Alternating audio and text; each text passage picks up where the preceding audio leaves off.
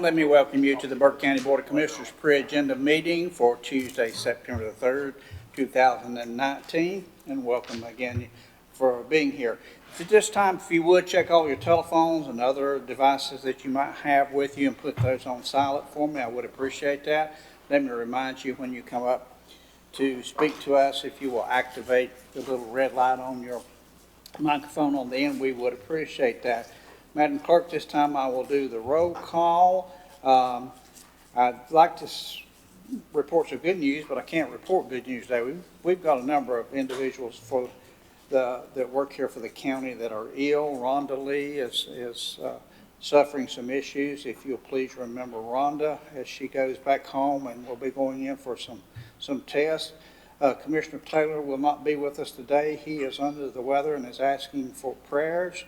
Also, Margaret Pierce, our Deputy County Manager, is out today. Her husband, Will, is suffering extremely from an issue, and that family needs our prayer tremendously. Substituting for Margaret today will be Scott Cook, sitting down there on the end, who doesn't want me to announce today, but he is the big 5-0 today. So happy birthday, Scott.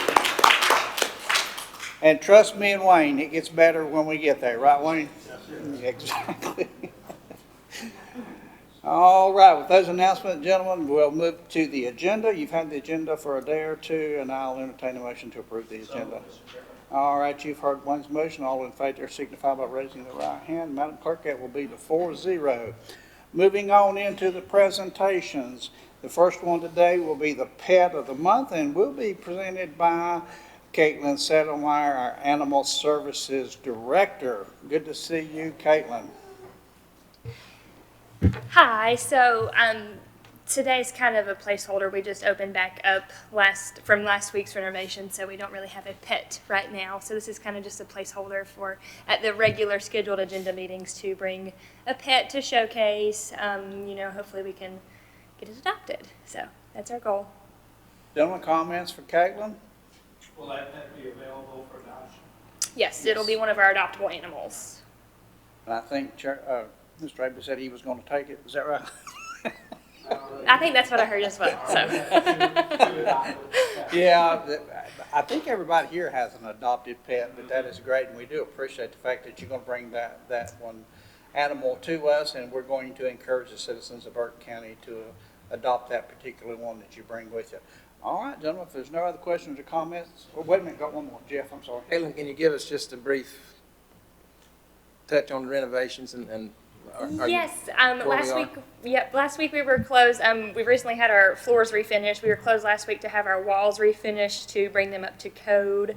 So they had to sand 20 years of paint off the walls and repaint halfway up. So it may not look the best, but it is functional, and we will pass inspection with that. So that is where we are currently. Today we've taken in 14 animals so far. So so we need some adoptions. Anything else, gentlemen? Just a little premature there. All right, without objection, this item will remain on the agenda. Thank you, Caitlin. Moving on to item number 2 is recognition of Detective Jared Ball for the Advanced Law Enforcement Certification. Sheriff Wisnett will be here to present that at our regular meeting. All of us are aware of those Advanced Law Enforcement certifications.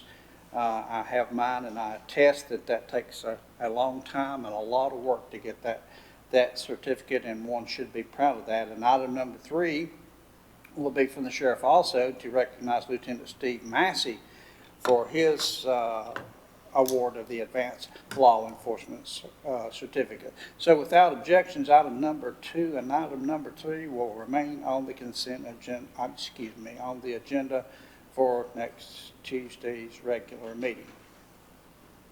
All right, let's move forward to our scheduled public hearings. Our first one from Community Development will be Zoning Map Amendment ZTA 2019-01 in a public hearing presented by Pete Mitter, Planning, Zoning, and/or Scott, whichever one's here. So take her away, Pete. All right, thank you, Mr. Chairman. Good afternoon, Board. This zoning text amendment is pretty short. Actually, it was initiated by a citizen who lives on Lake Road Hiss They are wanting to build a new boat dock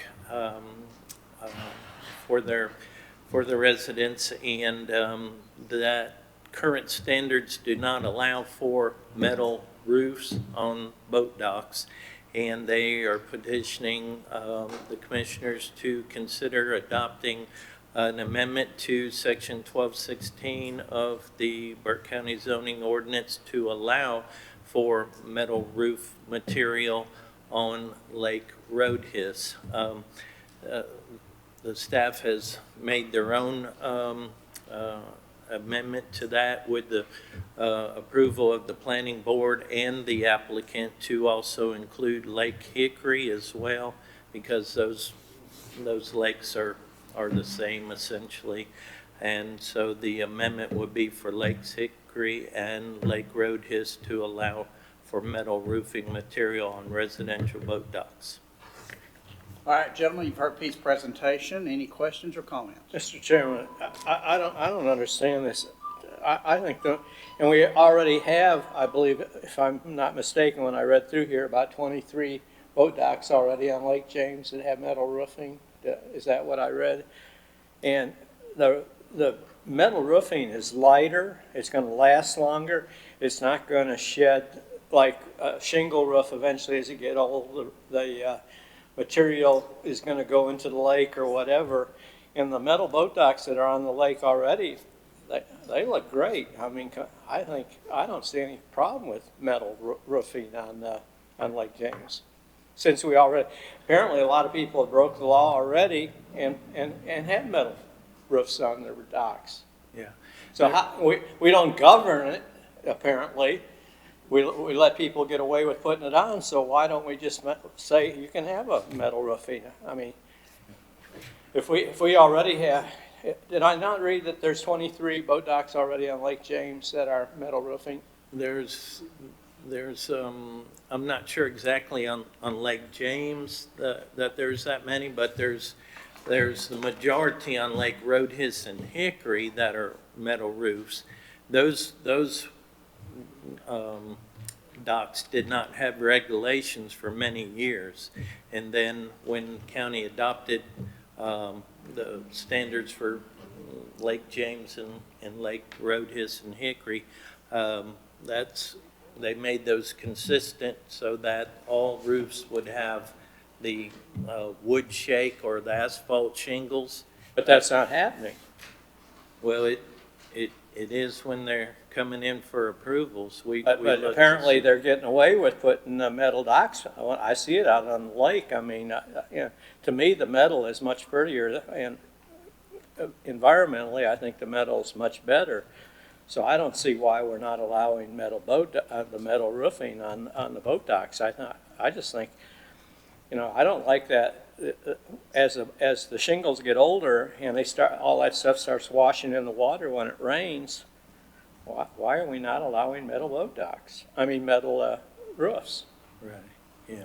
Well, that's just something that Lake James has always been sort of it's separate animal from. But we're not enforcing the regulations because there is metal roofs on the lake.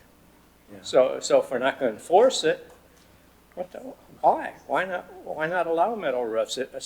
Aesthetically, I think they're prettier. They're more environmentally sound. I don't see any problem with that. Well, that's something that the board may want to consider. Lake James has always been sort of separate, more natural. How many boat docks do we have on Lake James that have metal roofs? I thought I read in here 23. Maybe I misread that wrong, but I thought I read that there's 23. So apparently we're not enforcing the regulation. And why? Yeah, I couldn't comment on that. What's that? That's not in our report, 23. Someplace in here I read 23. I don't know where it is right at this moment. But you may but there is boat docks out there with metal roofs. I know that. It's quite possible. In those, It's not quite possible. It is possible. They're out there. They're not. It's not quite possible. They are out there. So as a board, I personally think we need to look at this and say, the metal roofs are fine. I think that aesthetically, they're nicer looking and whatever, and I think they're a lot better for the water quality as the other ones get older and they start shedding rock into the lake or the stuff off the shingle, whatever you call that. I don't know. I don't have a problem with it. I sure, to me, they're a lot better looking. And I don't know why in the beginning we didn't allow metal roofs, because I think aesthetically they're better looking and probably better for water quality. Yeah, that was originally put in the ordinance way back from the beginning. Yeah. And I didn't realize that because when I'm out on the lake, I see these metal roofs. I was astonished that we're saying in here that there's, Right. Yeah, I don't know that we've approved any metal. Why aren't we approving metal roofs? Why are we against metal roofs? They may not be aesthetically the same as That's what not true, the though. ordinance wants to have. That's not true. Answer the question. So, Mr. Wayne, the reason that these have not been approved in Burke County, it goes back to 2004 when all the ordinances were rewritten and all those regulations were put into place. So those predate us. Most of the metal roofs that you're seeing are in McDowell County, and so we don't have the same regulations. We do try to enforce them in Burke County. So a citizen came to us and said, well, everybody else on Lake Roadhis has these metal roofs. And so we started looking at it, and we found out that sure enough, most of the other municipalities and the other entities allow for those. And so we supported that on those two lakes and said, we don't have a problem with it. And we took it to the planning board, and that's what's here today. So what's wrong with the metal roofs? Well, we didn't say there was anything wrong with them. And why are we outlawing them? They were disallowed just on Lake James years ago. That's silly. I didn't write the rules. Well, I'm just saying, just I think enforce we need to make a change, because I think aesthetically, they're better looking than a shingle roof or whatever, the wood shingles or whatever. They're sure a lot lighter, and environmentally, I mean, they don't shed stuff into the lake. And we have made changes to the ordinance on Lake James to allow for other types of composite roofing and other materials that didn't make sense about 2 years ago. When did we make those changes? About 2 years. Are you against metal roofs? Am I against them personally? Yeah. I don't have any heartburn with them. Well, I think we need to change the ordinance then. We just haven't ever had a discussion about them. Just tell me that they're not aesthetically, probably look better than what the roof that we're approving or whatever, unless it's maybe wood shakes, but I think the metal roofing, looks a lot better. It's a lot lighter for one thing. It's a lot cleaner, I think. I just don't have a problem, Mr. Chairman, with this, and I think we need to change the ordinance. Okay, in front of us today is a request to change, and I'm going to quit saying Lake Roadhis, because we're not talking about Lake Roadhis, we're talking about the Catawba River. The Right. request today in front of us is for the Catawba River to change the metal, and in the documentation that Wayne was reading, it says on the Catawba River, 43 are metal and 10 are asphalt composites on the Catawba River. So the only thing in front of us today is to amend the ordinance to change for the Catawba River, which is commonly known as Lake Hickory, Lake Roadhis. Am I correct in what I'm saying for today? Yes, sir. That request was made by these fine folks wanting to put up the metal, which I don't have a problem with whatsoever, since 43 are already metal and 10 are of the composite for the Catawba River. As far as Wayne's request, as far as Lake James, I think that's a totally separate issue from today. And I'm going to request through Wayne that you take a look at that and maybe bring something back for us for Lake James. What we have today is to talk about the Catawba River. We'll go ahead and get it out of the way, and then we'll do the lake on a separate occasion. And maybe you can supply some good numbers for us to take a look at. Anybody else have any questions or comments? And just for clarity's sake, it says earth tones in here. Can you give us exactly what those earth tones would be? The colors of the roof, because I don't have a problem with it So either. they're on lake browns roofs. and tans and grays and blacks and things like that. Blue's not going to be considered earth tone. Blue isn't bright yellow, orange, pink. I just want clarity Purple for or everybody, not. so we don't get surprised on what interpretation of earth tones entails. I want that kind of clear. There's a But- standard palette for them. Sure, but that was my only question, but like I said, I don't have a problem with doing that on the Catawba River. Jeff, any comments? Mr. County Manager, any comments? No, sir. All right, Mr. County Manager, I'm going to direct through you to get with your staff over here, and let's come back with something and check that ordinance at Lake James, and then we'll have it on at another day. But in front of us today, again, we're talking about the Catawba River, commonly known as Lake Hickory, Lake Roadhouse.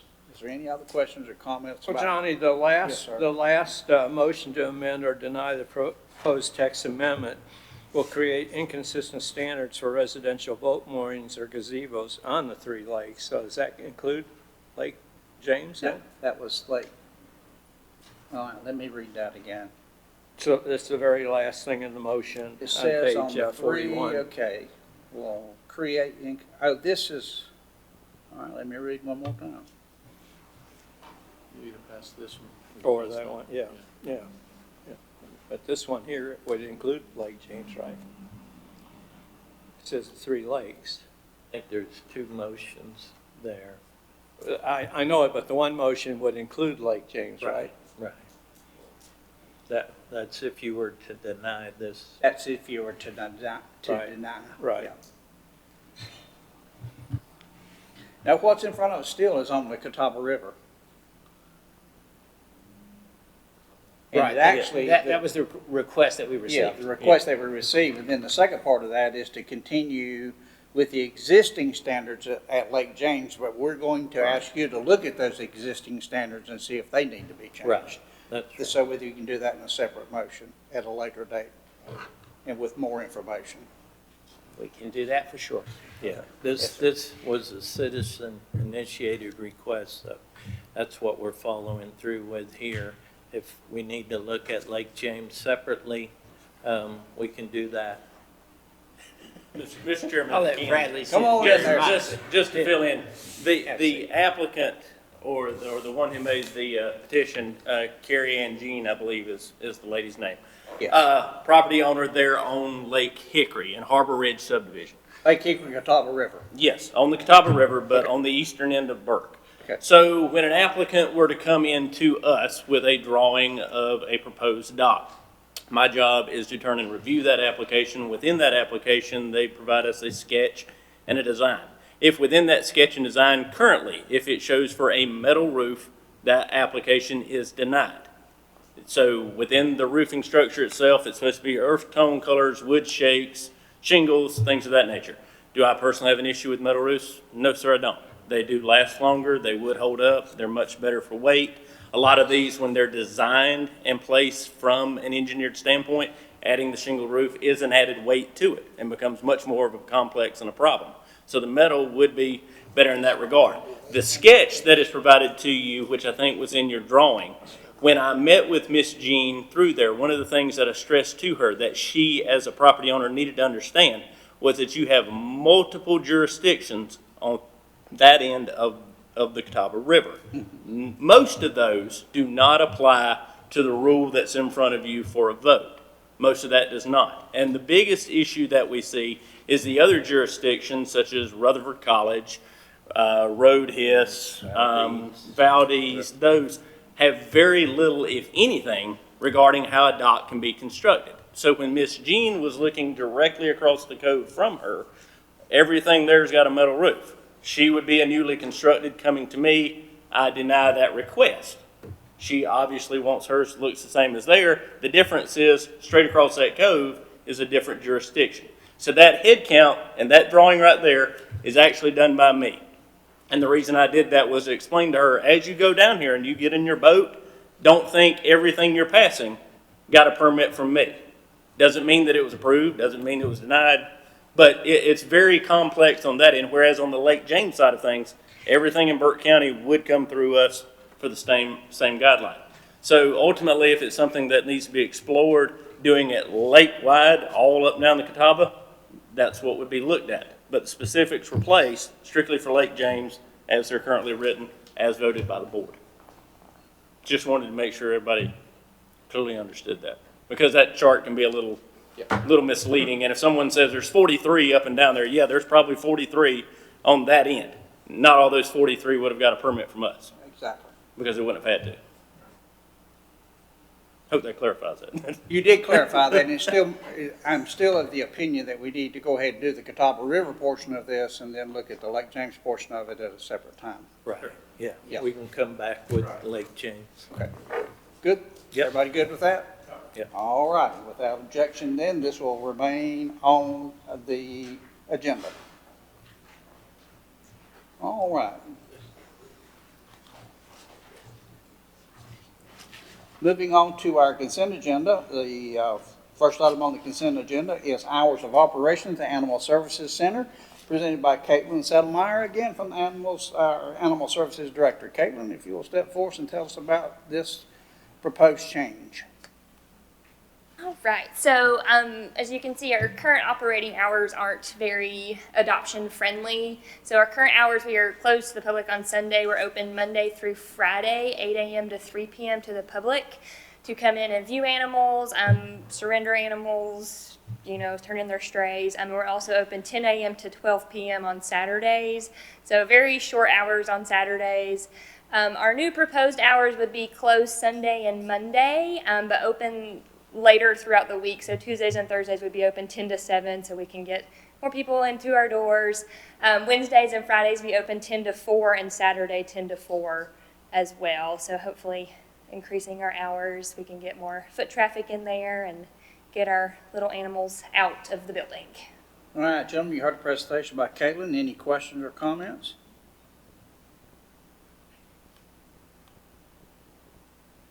All right.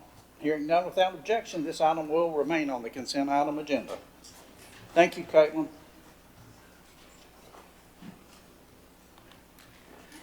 All right, moving on to our next item on the consent agenda is removal and appointments to the Board of Adjustments. Madam Clerk. Thank you, Mr. Chairman, members of the board. This is a request to remove Doris Smith's name from the official roster for the Board of Adjustment. Her term ends September 30th, and she is not seeking reappointment at this time. We did receive an application from Terry Yunt of Morganton, and the term would be for 3 years ending September 2022. All right, gentlemen, questions for Kay on this matter? No questions, but, Kay, I think you said Terry Yunt, but Tony. there is a Terry, but I think. Tony, pardon me. Thank you. Thank you, Jeff. Any other comments or questions? All right. Hearing none, without objection, this item will remain on the consent item agenda. Moving on to item number 3 is reappointment to the Jury Commission. Madam Clerk. Thank you, Mr. Chairman, members of the board. Robert Love's term on the Jury Commission ends September 30th, and he has served on this commission for many years and would like to serve another term. The term would end September 30th, 2021. Questions or comments, gentlemen? All right, hearing none without objection, this item will remain on the consent item agenda. Moving on to item number 4 is appointment to the Planning Board. Madam Clerk. Thank you, Mr. Chairman. This is a multifaceted request. Seat number 2, representing the East on the Burke County Planning Board, is occupied by Bobby Costner. His term ends September 30th, but he is not seeking a reappointment at this time. At your table, you should have a handout of an application from Michael Coltera that just came in today. So I will, with your permission, amend this item to appoint Mr. Coltera, who is in the East. Seat number 4, representing the West, was held by Nick Newton. Mr. Newton is not able to attend meetings, and so we are requesting his removal. However, Mr.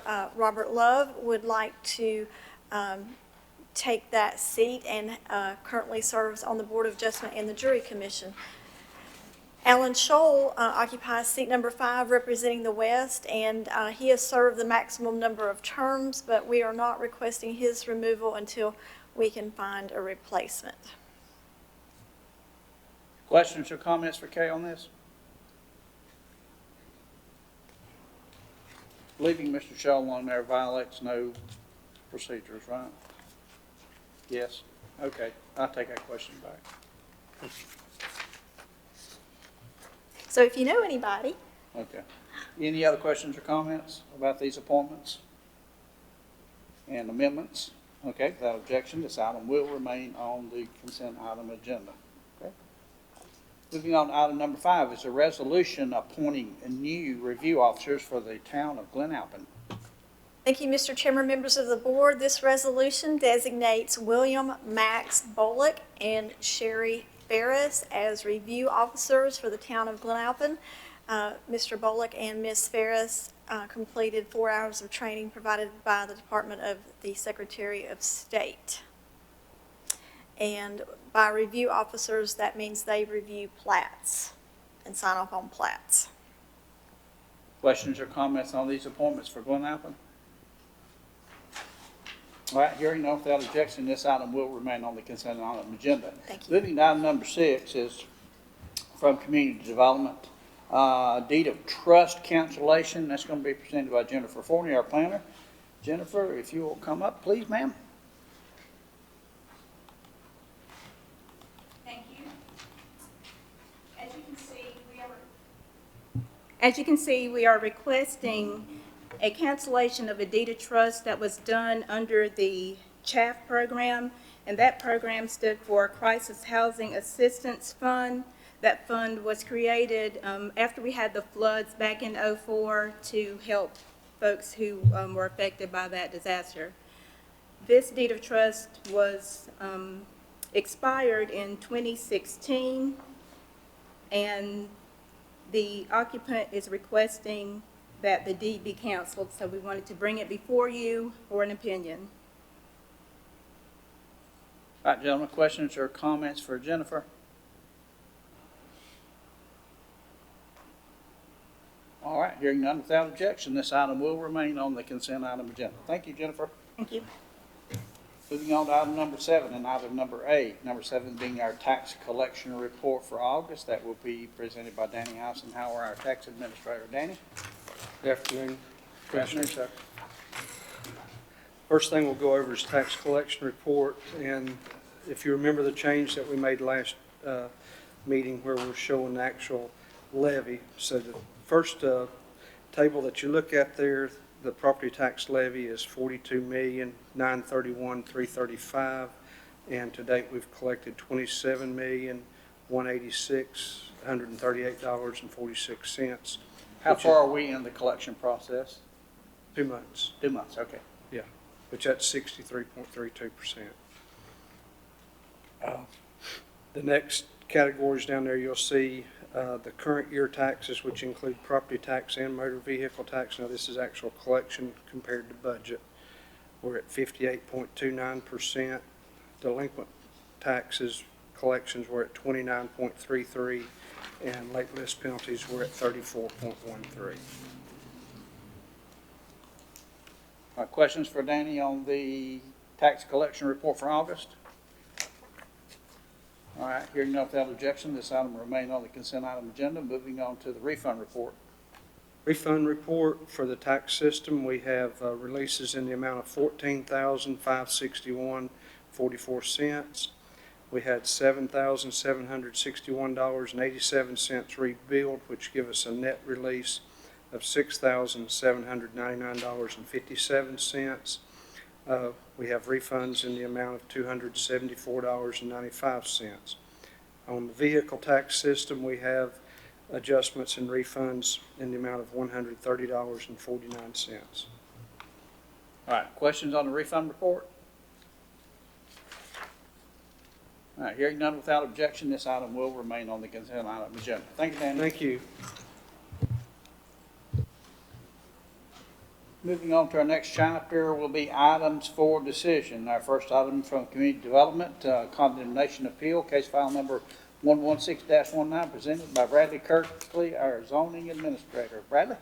Thank you, Mr. Chairman, members of the board. First item for you that I bring to you today is regarding 2467 US Highway 70, located down in the Eichert area of Burke County.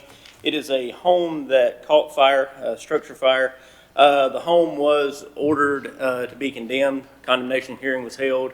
Procedures were turned and followed through that condemnation. That condemnation was issued out back on June 20th of 2019. Through reporting today, within taking a look to see when the actual structure fire occurred, looks like the home actually caught fire back on January 31st of 2008. The property is fenced, which has no trespassing signs noted there to it, but the interior of the property inside of the fence itself, as what was included within your photos, is a partially remaining single-family home. Within that condemnation, Mr. Smith, the landowner of the property, filed an appeal, not necessarily stating he disagrees with the decision, but stating he has health concerns and health issues and needs more than the maximum allotted time of 60 days. Now, you may be asking, why is that 60 days already passed? Due to vacation and due to Steve Holden being out on medical leave, we were short-staffed for what could actually be here to present based on the condemnation that took place. So basically, once the appeal is filed, it puts things on hold until a decision comes from the board itself. So within there, they basically state within their appeal hearing that they needed more time. My understanding from Mr. Smith, he's in a declining state of health. I do not know the specifics on what he turns and has, but is requesting more time. So basically, the item for you today is either to, by general statute, you can affirm the decision of Steve Holden, or I believe it was Kevin Flynn, I'm sorry. Kevin Flynn actually issued the condemnation order on this one. So you can affirm the order of Kevin of granting no more than 60 days, and that 60 days would begin from the decision date of the board. You could affirm and modify, meaning you could take and say, yes, the structure needs to come down, but we're going to give you more time than what is allowed for the 60 days. Or you could deny the overall hearing and state that the structure can remain in its current state. A copy of the actual condemnation order was given. We try to offer more than one option to the property owner. A lot of folks are financially burdened to turn and demolish a home itself. So one of the things that we actually listed here to the structure, if they were looking to make it livable, they actually could pull necessary permits, get an engineer, start reconstruction work back to it to keep it as a usable house, or otherwise they had the option to demolish the structure itself. Have not been inside of the dwelling. Once again, the fences are on the property. We were not granted access to come on, but clearly from Highway 70 you can see that it's dilapidated. So before you is the option to give more time, and if so, you can specify it as you wish from your decision. All right, you heard the presentation from Bradley. Questions or comments? In your opinion, Bradley, do you think the house is salvageable or not? I mean, it's a brick. It's a brick outer walls, but. Once again, haven't been inside of the structure. One thing that we do try to tell folks as well, depending upon how much you wish to spend, anything can be repaired. I don't know if financially they're in that state of situation. I would lean more towards that they would look to get it gone. But if they're strapped for cash, it's not an easy venture to turn and do. I would venture to say they're probably looking at least $5,000 to $10,000 they're going to drop to at least tear that thing down and get it cleaned up to where it's an empty lot. And once again, I don't know financially that they have that. So once again, depending upon your decision here, if the condemnation is upheld and we do grant additional time, which is fine, once that time expires, we may be back to you again to move something forward where taxpayers are having to turn and look to take it down, because then it's just a structure just sitting. So just keep that in mind if you're looking at giving advance time. And you can do as much time as you wish, it just has to be decided by the board. Because now by the appeal, it's overridden what Kevin's decision was. Other questions or comments? So it cost us 10 or 15,000 to take it down too, if we had it, right? Yeah. Now, we can do that through the purpose of liens. We can do that through other means of turning doing. I did check within the tax office today. There are no outstanding taxes other than what just got mailed out for the 2019 year. So they're not delinquent on anything. We would also turn and look just dollar for dollar. You're looking at a .34 acre lot at a tax value of just under $16,000. So once again, demo is almost the cost of what the property's valued at with a house on it. So once again, getting your money back becomes a problem. To my recollection, we did have it as a citizen report, was not a name that was filed. I would venture to say it's someone living immediately, because where I'm standing at for this photo, I'm at the chain link fence. From the fence to the closest house is probably 15 yards. So they're right there on top of one another. Is it in a neighborhood? No, sir. It's right there on 70, just after you pass the cart pond. They're on Okay. 70. Just after you pass that, it's right on the left, So it's been sitting in that condition, you said, for 11 years? according to the fire marshal report. That is correct. I don't know that these same individuals have owned it the entire time. It looks like from tax records, these individuals purchased it in 2014. So they would have purchased it as a burnt home with the potential of upgrading and fixing it, would be my guess. Dollar-wise, never followed through with that. So the current owner that the condemn is held to is not the one who resided there when it caught fire.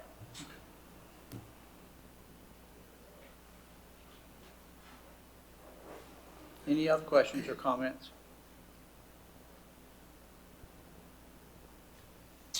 All right, without objection, this item is going to remain on the items for decision. Thank you, Bradley. Moving on to item number 2 on items for decision is abatement and demolition order number 4155 at St. Paul's Church Road. Bradley? Thank you again. Similar type situation as what we just discussed, only this property at 4155 St. Paul's Church Road is in regards to a unpermitted mobile home. It's a single wide manufactured home, metal siding, metal roof. The property there on St. Paul's Church Road is zoned as R2, which as a vacant tract would allow for several options for residential uses. However, a metal on metal single wide is not one of those that we can give a permit for. So the property owner, whose legal name, and this led to some discrepancy here through search of the property itself, the legal property owner is a Kenneth Dwayne Piercy. Mr. Piercy did appear for us for the condemnation. We followed through with the same procedure for the unpermitted mobile home. Structure was posted as unsafe, had no power, no water. We had individuals residing within it. Neighbor had made the report there to us. As you can see in the top photo, the metal on metal mobile home was along St. Paul's Church Road. Immediately after our discovery, we mailed notice there to it. The property owner took it upon himself to move it back into the woods, thinking we would not see that. We still saw it, and we still followed through with our same procedure. It is still in the current state of the lower photo right now. I left there about an hour and a half ago to get an updated photo.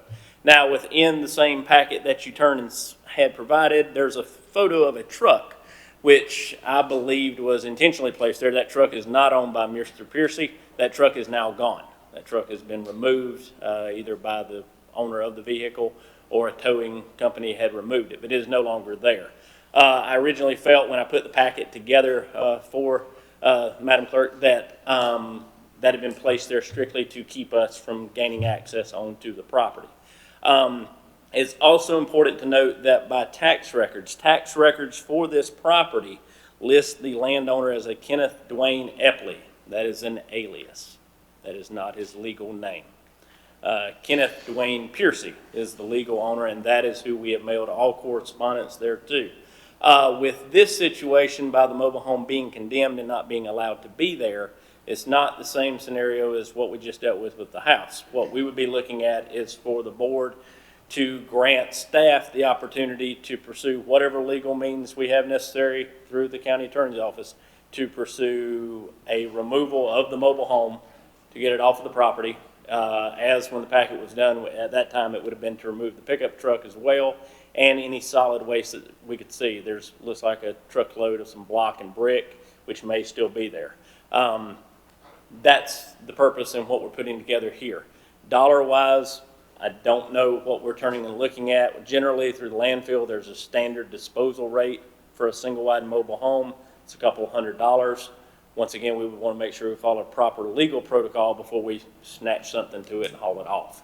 But at the same time, we would like the opportunity to at least get some bids, get some ideas on what we can look at, because the eyesore is not going away. Any questions? All right, you've heard Bradley's report. Questions or comments? I can just tell you, Mr. Chairman, based on personal experience, that's about a $2,500 removal and landfill fee or more. To my knowledge, the mobile home, if I'm not mistaken, within the minutes, was brought from McDowell County. Let's just also state this clearly. The property owner is well known by Mr. Wisnett. So just so we know, he did attend the hearing. We have not had any correspondence back from that point. There were folks that did reside there. That has now ceased. I spoke to a neighbor today, simply asking when's the last activity you had seen there. They said it had been a month or better before they'd ever seen anybody back out there to the site. So all correspondence from us would still go through the landowner to seek the removal there of it. As said, just like with the burnt home, condemnation procedures were done. It was ordered. You had to get it off of it. We could not permit it. Left no other choice. I think a copy of the condemnation order was actually put in the packet as well. Other questions or comments? So Jeff, you're saying that costs us $2,500 to get rid of it? Can we call McDowell to come get it back? Pull it across the county line? Don't put, newspaper's not here, thank gosh. All right, any other questions or comments?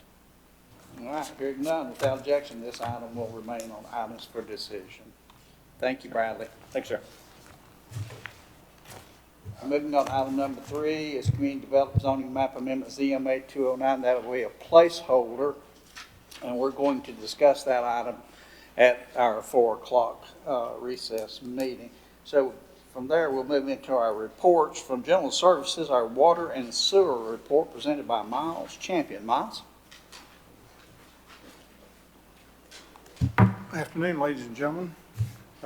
I'm in the middle of preparing new water and sewer maps as a visual for your regular meeting, and discuss both where your sewer comes and goes to, as well as how your new map looks once Roney Road and 18 South water lines are completed.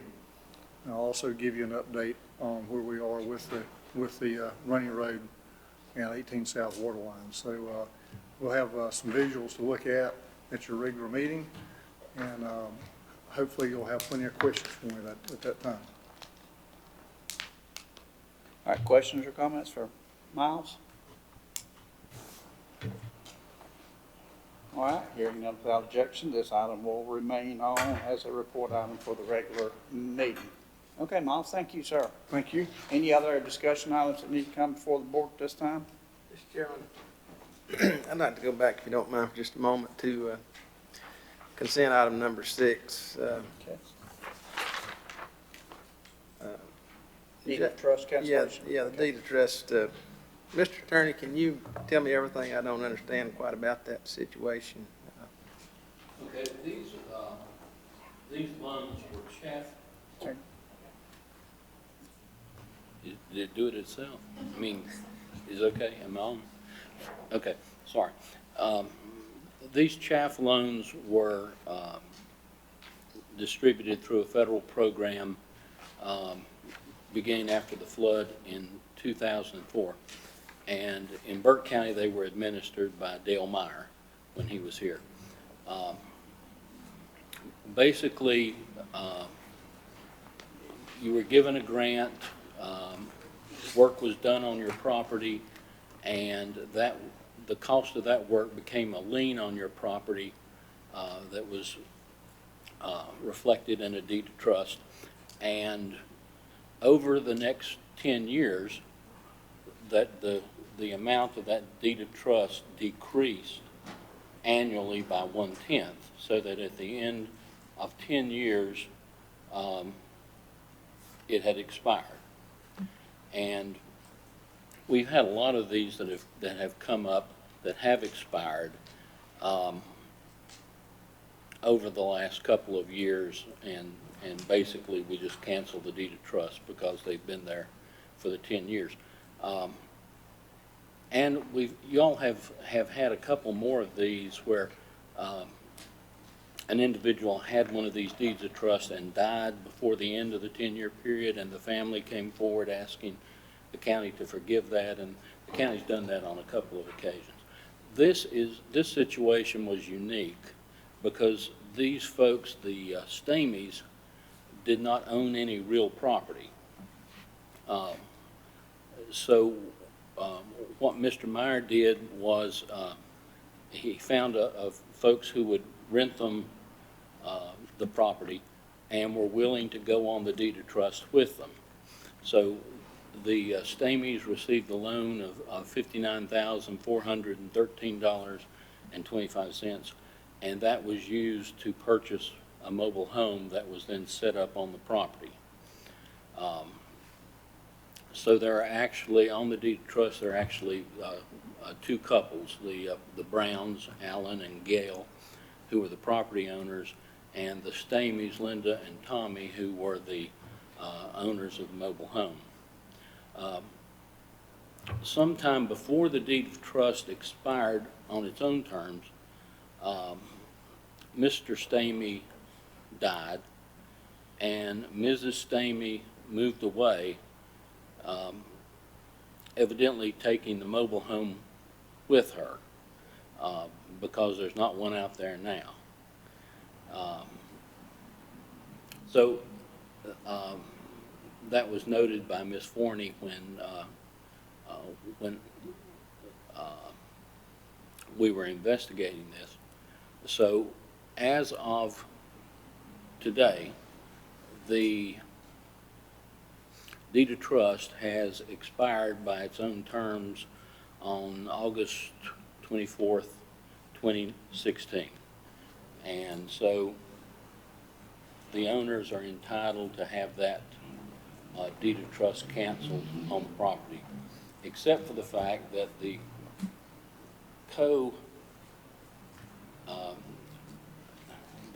deed of trust borrowers, the Stamies, evidently violated the terms of the deed of trust by Mrs. Stamey taking off with the mobile home. So by its terms on the record, the deed of trust is entitled to be canceled because it's been more than 10 years since the loan was granted. But Ms. Forney's investigation revealed that the co-borrowers had violated the term of the deed of trust, which was absconding with the personal property. So, the federal government provided this money, right at $60,000 Yeah. for a mobile home, a single wide mobile home. Do we have any idea what kind of mobile home that was? Not off the top of my head. Specified in this deed of trust, it doesn't appear. No. So they were never expected to pay that money back. They were just expected to live there. Exactly. So That was the only term of the deed of trust, was to live there for the next 10 years. So how does it become the county's responsibility to forgive that deed of trust? Well, whenever a deed of trust expires, It is the obligation of the grantee of the deed of trust or the trustee of the deed of trust to cancel that deed of trust on the public record. So Dale was acting on behalf of the county. Is that what you're saying? Right, yeah, if the funds came to the county lent them out, and there was no obligation to repay, only a 10-year term.